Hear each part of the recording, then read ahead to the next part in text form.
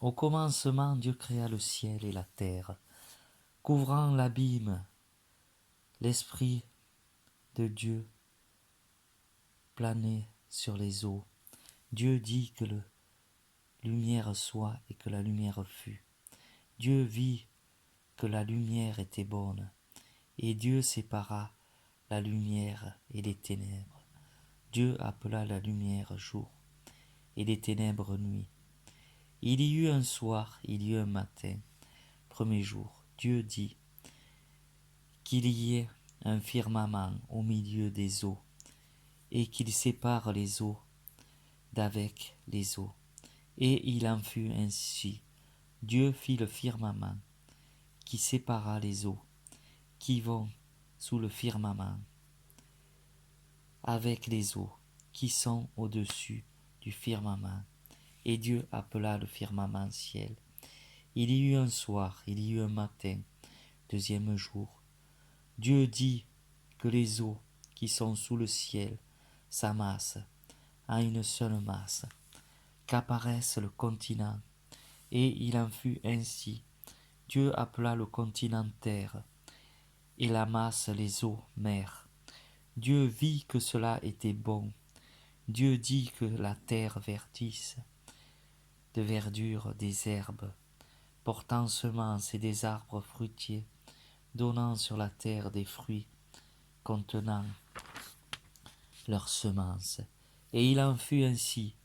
La terre promise et la verdure, les herbes portant semences selon leur espèce, des arbres donnant selon leurs espèces, des fruits contenant leurs semences.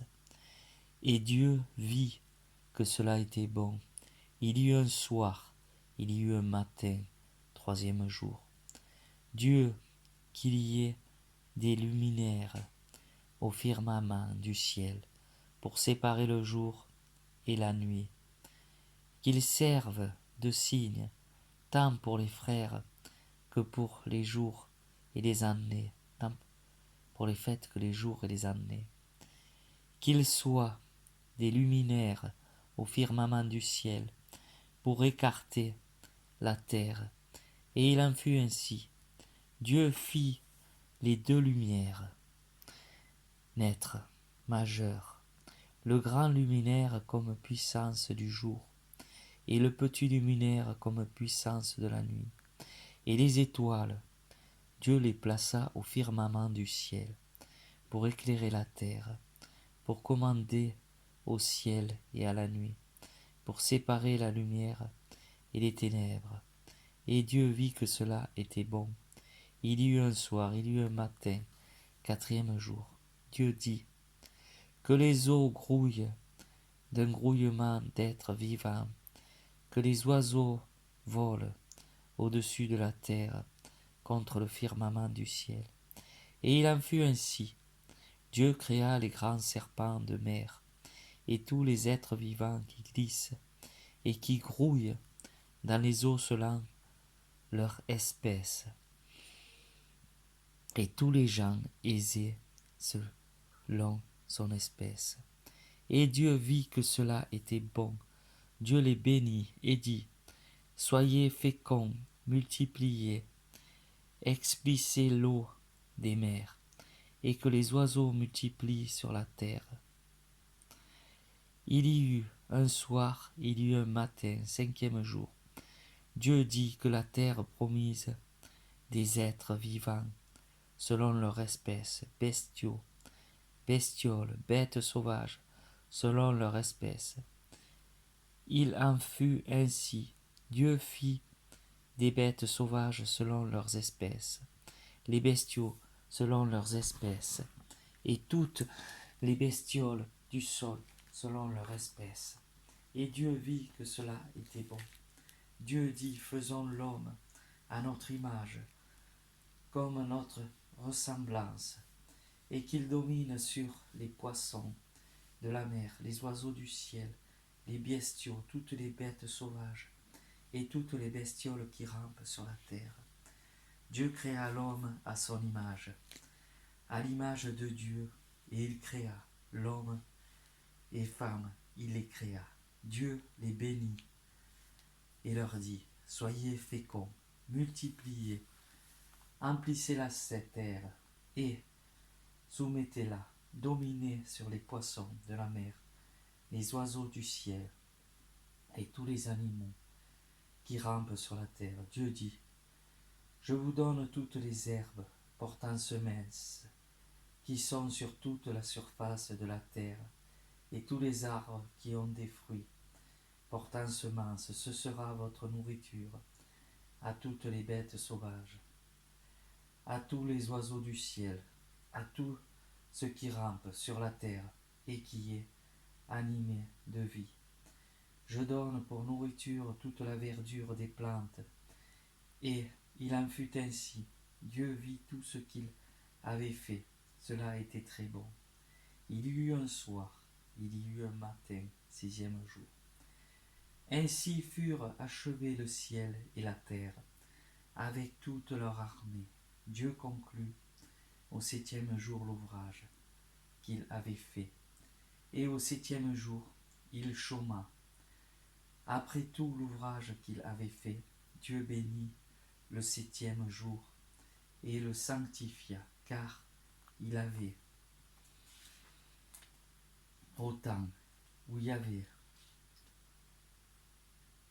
car il avait alors chômé après tout son ouvrage de création. Telle fut la genèse du ciel et de la terre quand ils furent créés. Second récit de la création, le paradis. Au temps où il y avait Dieu fit la terre et le ciel, il y avait encore aussi arbustes des champs sur la terre, et aucune herbe des champs n'avait encore poussé, car Dieu n'avait pas fait pleuvoir sur la terre. Il n'y avait pas d'homme pour cultiver le sol. Toutefois, un flot montait de la terre et arrosait toute la surface du sol. Alors Dieu modela l'homme avec la glaise du sol. Il insuffla dans ses narines une haleine de vie, et l'homme devint un être vivant. Dieu planta un jardin en Éden, à l'Orient. Il y mit l'homme qu'il avait modelé. Dieu fit pousser au sol toute espèce d'arbre. Toute espèce d'arbre.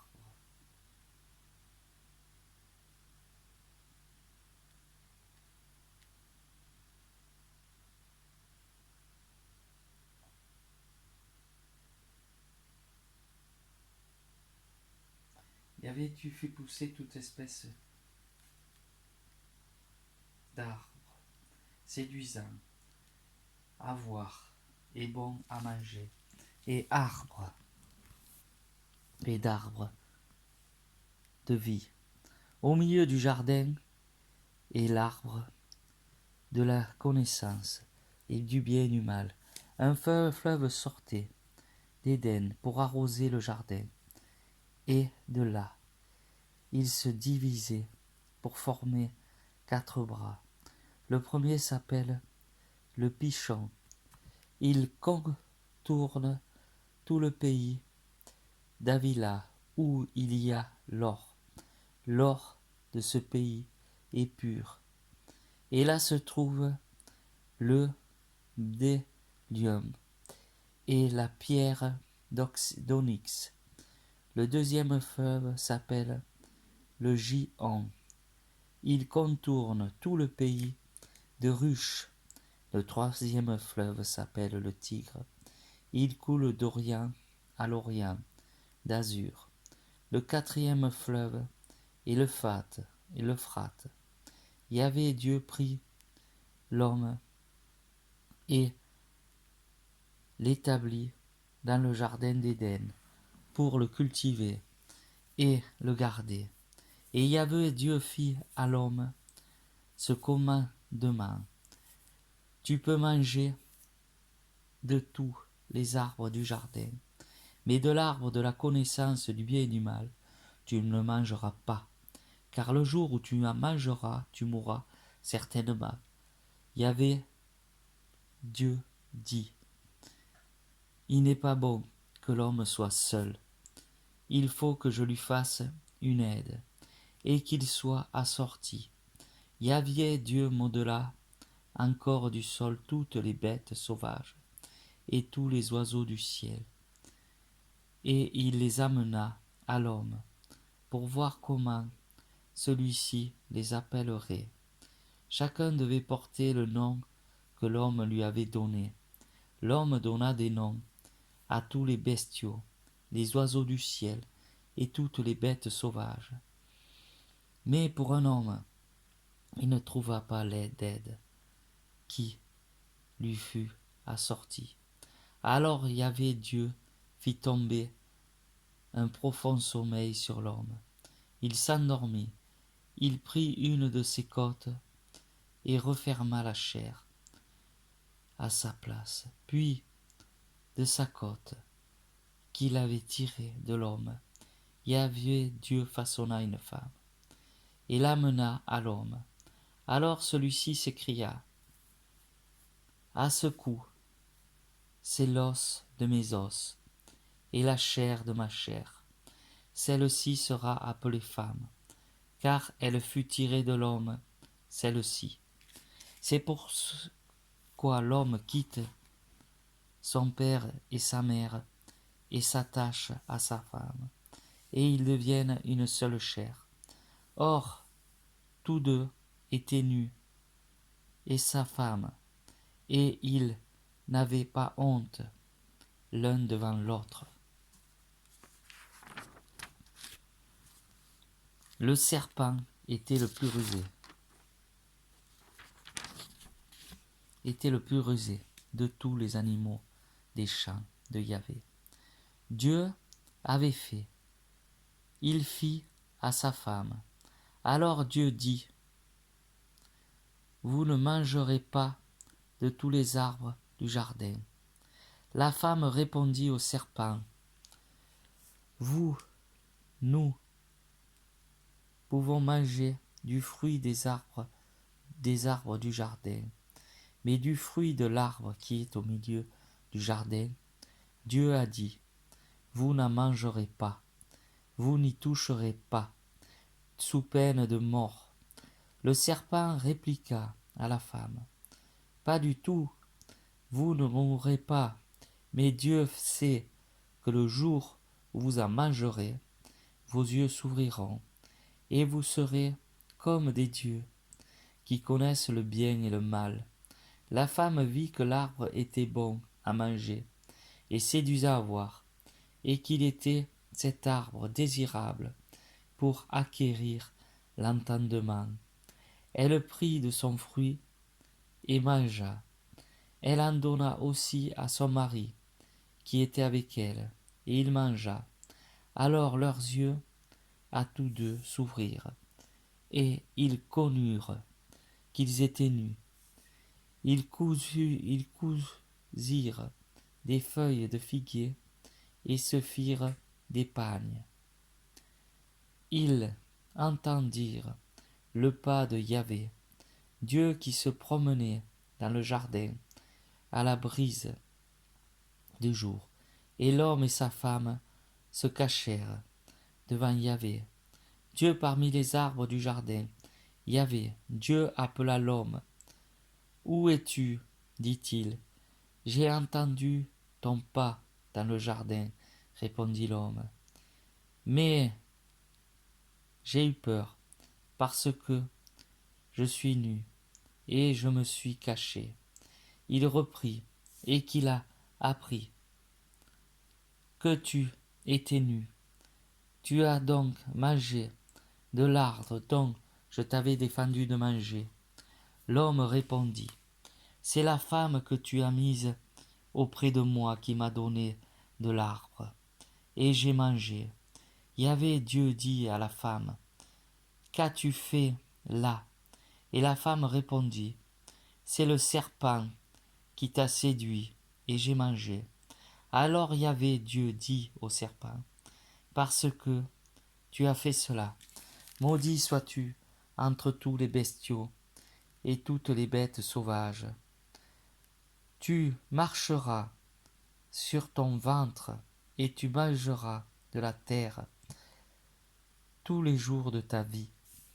Je mettrai une hostilité entre toi et la femme, entre ton lignage et le sien.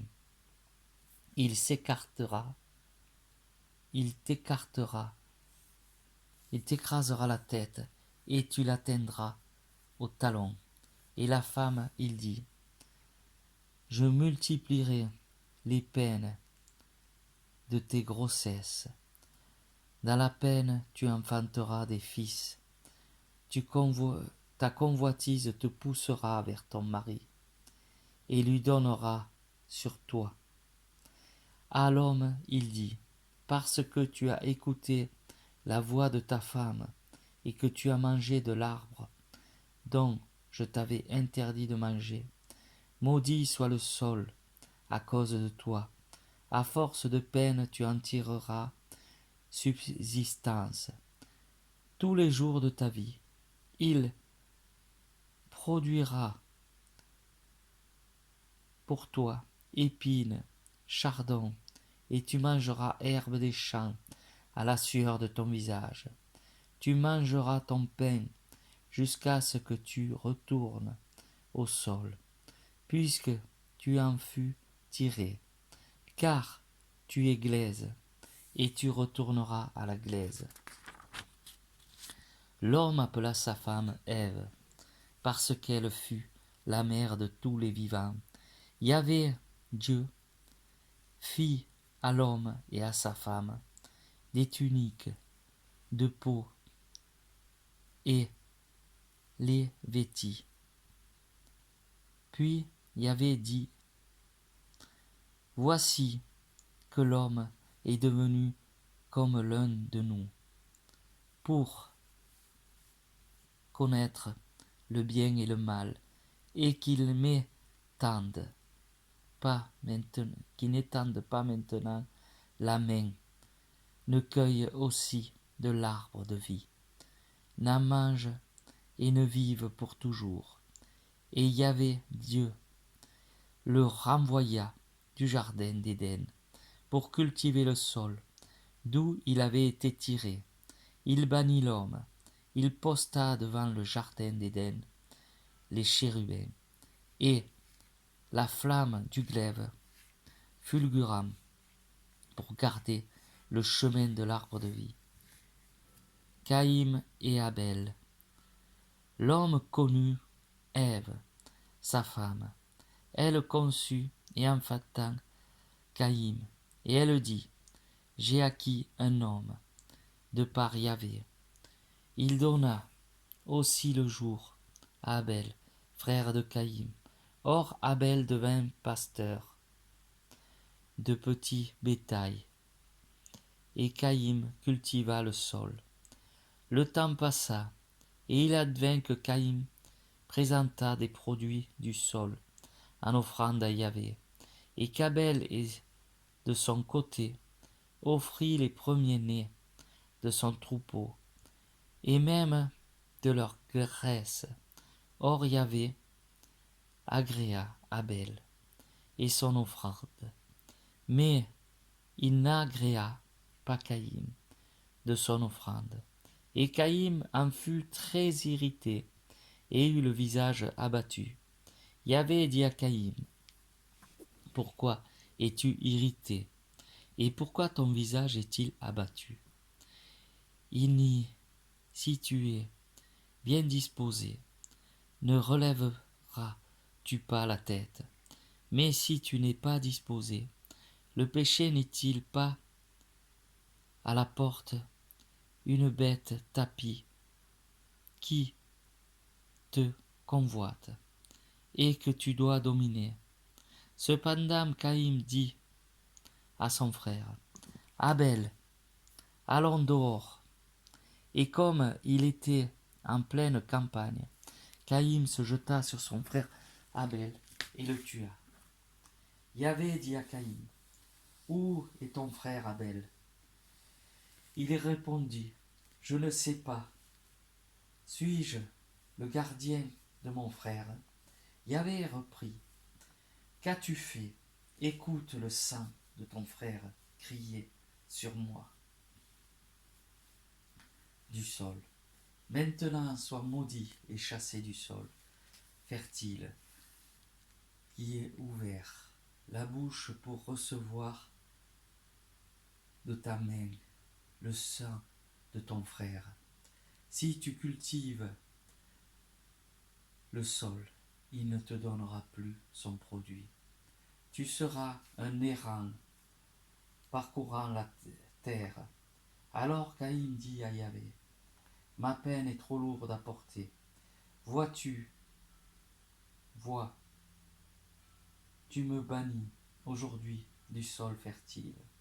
Je devrais me cacher loin de ta face, et je serai un errant parcourant la terre.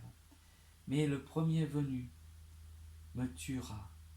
Yahvé lui répondit, ainsi bien, si quelqu'un tue Caïn, on le vengera 7 fois. Et Yahvé mit un signe sur Caïn, afin que le premier venu ne le frappe point. Caïn se retira de la présence de Yahvé et séjourna au pays de Nod, à l'orient d'Éden.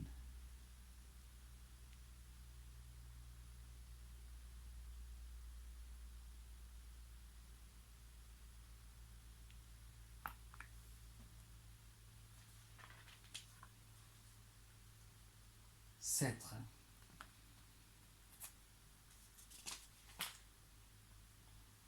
La descendance de Caïn. Caïn connut sa femme, qui conçut et enfanta Enoch.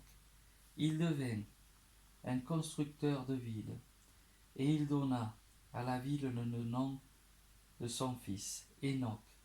À Enoch naquit Irad, et Irad engendra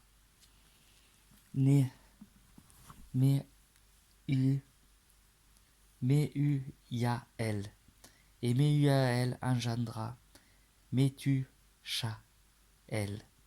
et Methusaël engendra Lamech. Lamech prit 2 femmes.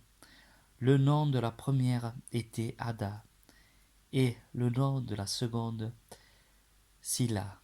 Ada enfanta Yabal. Il fut l'ancêtre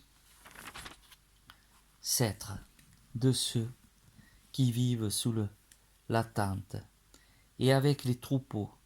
Le nom de son frère était Yubal. Il fut l'ancêtre de tous ceux qui jouent de la lyre et du chalumeau. De son côté, Silla enfanta Tuba, Caïm. Il fut l'ancêtre de tous les forgerons en cuivre et en fer. La sœur de Tubal Caïm était Nama. Lamech dit à ses femmes, Ada et Silla, entendez ma voix, femmes de Lamech, écoutez ma parole. J'ai tué un homme pour une blessure, un enfant pour une meurtrissure. C'est que Caïn est vengé 7 fois, mais Lamech s'épante 7 fois. Seb et ses descendances. Adam connut sa femme. Elle enfanta un fils et lui donna le nom de Seth. Car, dit-elle, Dieu m'a accordé une autre descendance à la place d'Abel. Puisque Caïn m'a tué, le fils d'Aki de Seth aussi, et il lui donna le nom d'Énoch. Celui-ci fut le premier à invoquer le nom de Yahvé. Les patriarches d'avant le déluge. Voici le livre de la descendance d'Adam. Le jour où Dieu créa Adam, il le fit à à la ressemblance de Dieu, l'homme et la femme. Il les créa, il les bénit, et leur donna le nom de d'homme, le jour où ils furent créés. Quand Adam eut 130 ans, il engendra un fils à sa ressemblance, comme son image, et il lui donna le nom de Seth. Le temps que vécut Adam après la naissance de Seth fut de 800 ans, et il engendra des fils, des filles, toute la durée de la vie. Adam fut de 930 ans, puis il mourut. Quand Seth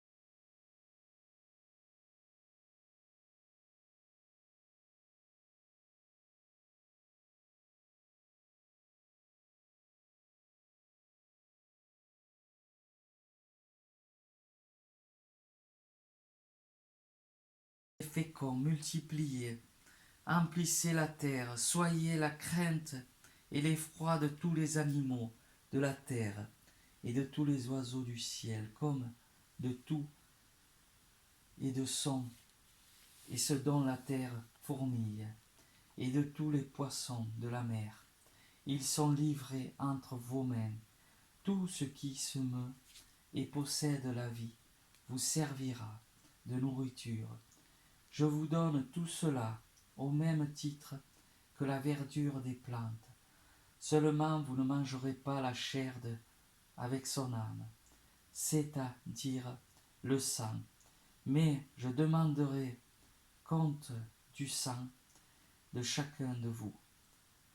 J'en demanderai compte à tous les oiseaux, à tous les animaux, et à tout homme, aux hommes entre eux. Je demanderai compte de l'âme de l'homme, qui verse le sang de l'homme. Par l'homme aura le sang versé, car à l'image de Dieu, l'homme a été fait. Pour vous, soyez féconds, multipliez, pullulez sur la terre et la dominez. Dieu parla ainsi à Noé et à ses fils.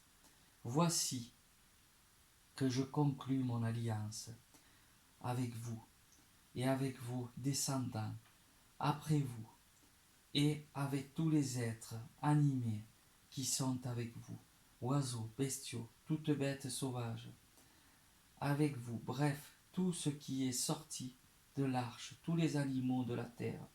J'établis mon alliance avec vous. Nulle chair ne sera plus détruite par les eaux du déluge. Il y aura plus de déluge pour ravager la terre. Et Dieu dit, voici le signe de l'alliance que je mets entre moi et vous tous, les êtres vivants qui sont avec vous, pour des générations à venir. Je mets mon arc dans la nuée, et il deviendra un signe d'alliance entre moi et la terre. Lorsque j'assemblerai les nuées sur la terre, et que l'arc apparaîtra dans la nuée, je me souviendrai de l'alliance qu'il y a entre moi et vous, et tous les êtres animés. En somme, toute chair et les eaux ne deviendront plus un déluge pour détruire toute chair, quand l'arc sera dans la nuée, et que je verrai et me souviendrai de l'alliance éternelle qu'il y a entre Dieu et tous les êtres animés, en somme toute chair qui est sur la terre. Dieu dit à Noé, quel est le signe de l'alliance que je mets entre moi et toute chair qui est sur terre? Le déluge à Abraham. Du déluge à Abraham. Noé et ses fils. Les fils de Noé qui sortirent de l'arche étaient Sem, Cham et Japheth. Cham est le père de Canaan.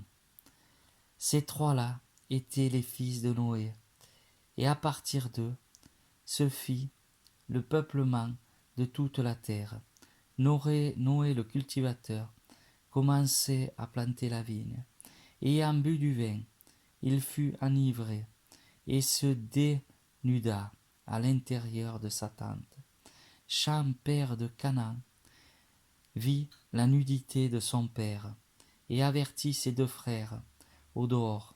Mais Sem et Japheth prirent le manteau, se mirent tous deux sur leurs épaules, en marchant, à reculons, couvrirent la nudité de leur père.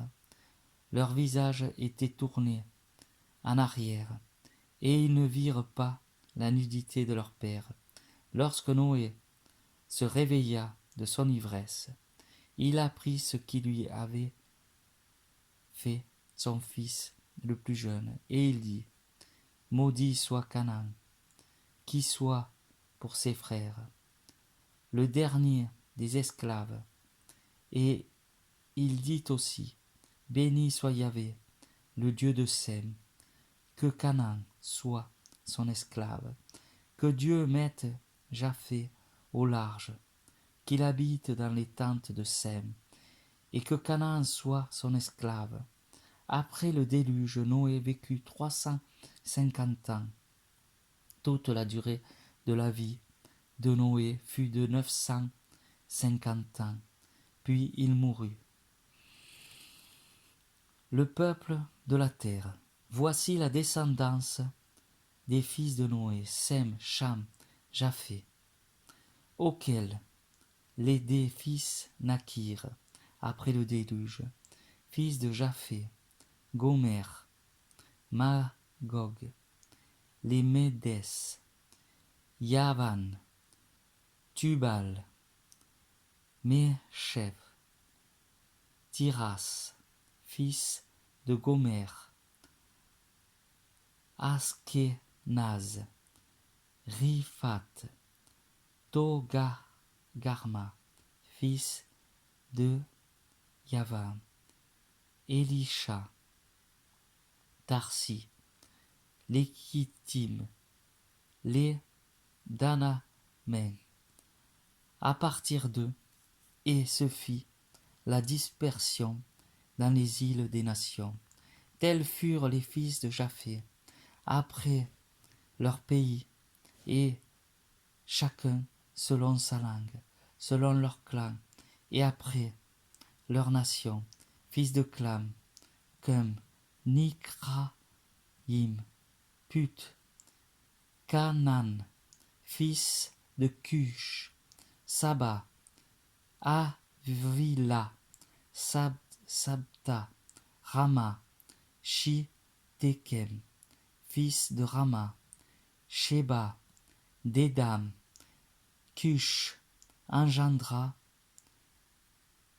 Méronde, qui fut le premier potentat sur la terre.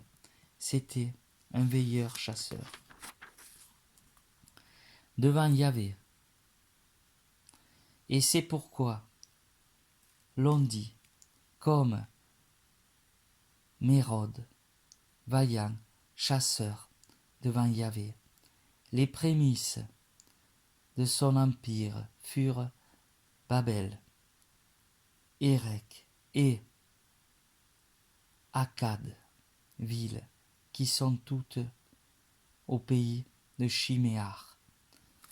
De ce pays sortit Ashur, qui bâtit Ninive, Kalash, Resen, entre Ninive et Kalash, c'est la grande ville.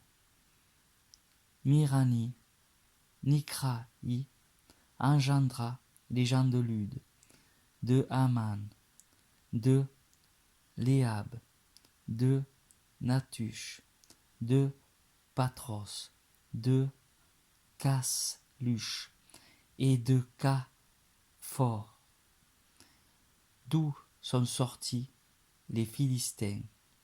Canaan engendra Sidon, son premier-né, puis Heth et le Jébusien, l'Amorite, le Jarchite, le Heth et le Jébusien, l'Amorite, le Gigachite, le Hivite, l'Archite, le Sinite, l'Arvadite, le Sénirite, le Hamatite. Ensuite se dispersèrent les clans cananéens. La frontière des Cananéens allait de Sidon en direction de Gérard jusqu'à Gaza, puis en direction de Sodome, Gomorrhe, Adam et Séboïm, et jusqu'à Lécha, Tels furent les fils de Cham, selon leurs clans et leurs langues, après leur pays et leur nation. Leur descendance naquit également Hachem, l'ancêtre de tous les fils d'Héber, et le frère aîné de Japheth, fils de Sem, Alam, Ashbur, Arpachshad, Lud, Éram, fils d'Éram, et Us, Jéter, Nash, Arpachshad engendra Shéla, et Shéla engendra Héber, et Héber naquirent deux fils. Le premier s'appelait Péleg, car c'est de son temps que la terre fut divisée, et son frère s'appelait Yopkan. Yopkan engendra Almolad, Sélef, Akamavé, Yarash, Adoram, Yazal, Dipla, Obal, Amimael, Sheba, Ophir, Avila, Yobad. Tout cela sont fils de Yoktan. Ils habitaient à partir de Mécha, en direction de Séphar, la montagne de l'Orient. Tels furent les fils de Sem, selon leurs clans et leurs langues, d'après leur pays et leur nation. Tels furent le clan des descendants de Noé, selon leur lignée et d'après leur nation. Ce fut à partir d'eux que les peuples se dissipèrent sur la terre après le déluge.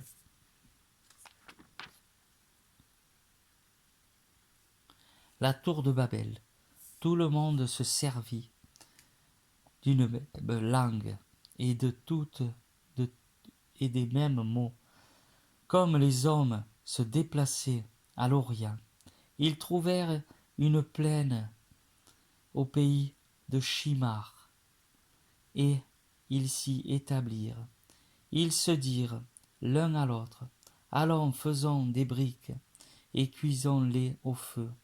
Des briques leur servit de pierre, de bitume, leur servit de mortier.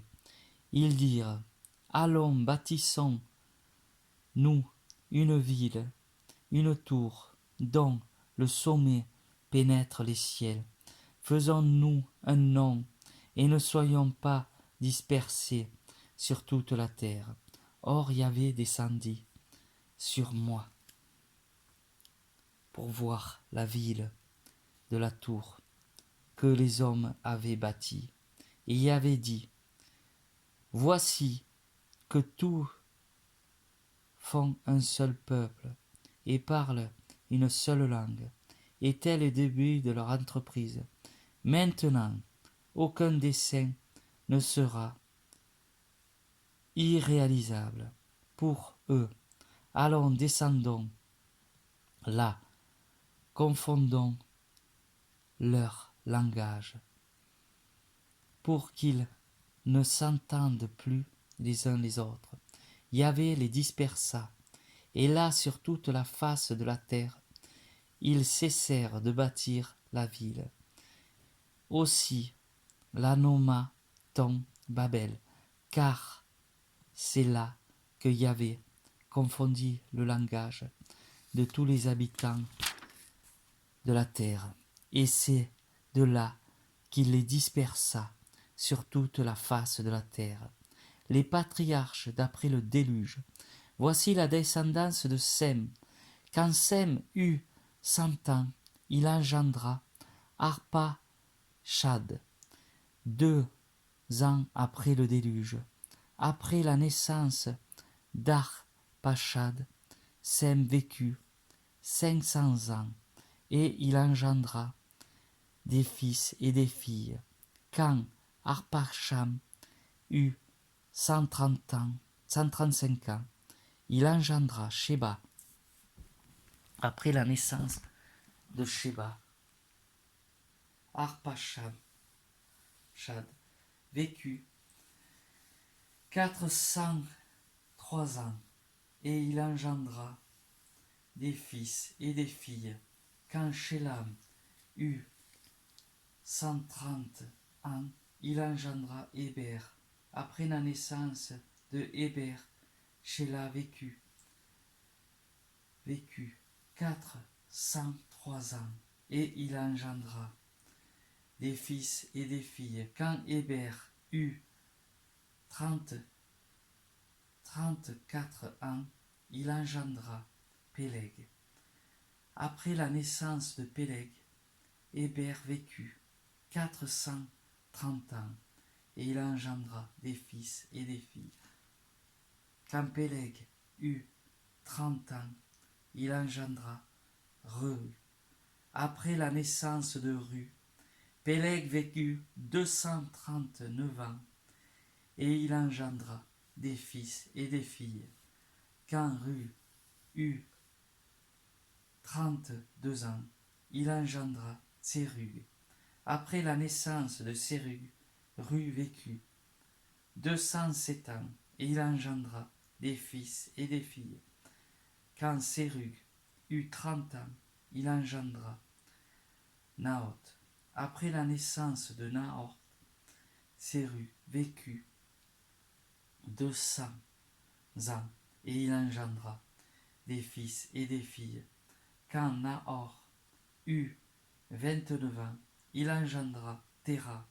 Après la naissance de Téra, Nahor vécut 119 ans et il engendra des fils et des filles. Quand Téra eut 70 ans, il engendra Abraham,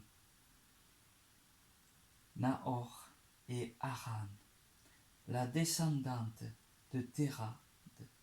Voici la descendance de Térad. Térad engendra Abraham, Nahor et Haran. Haran engendra Lot. Haran mourut en présence de son père Térad. Dans son pays natal, Ur, les Chaldènes et Abraham de Nahor se marièrent. La femme d'Abraham s'appelait Sarai. La femme de Nahor s'appelait Nalka, fille de Haran, qui était le père de Bilka. Et Isha, or Sharai, était stérile. Elle n'avait pas d'enfant. Téra prit son fils Abraham, son petit-fils Lot, fils de Hiram, et Sabru, Sérai, femme d'Abraham. Il les fit sortir d'Ur de Chaldène pour aller au pays de Canaan. Mais arrivés à Haran, ils s'y établirent. La durée de vie de Téra fut de 250 ans, puis il mourut à Haran.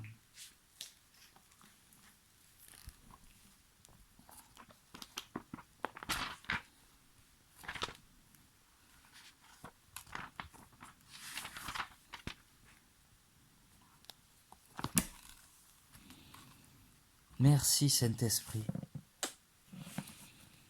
Merci Sainte Bible. Merci de ton amour. Merci de ta joie. Amen.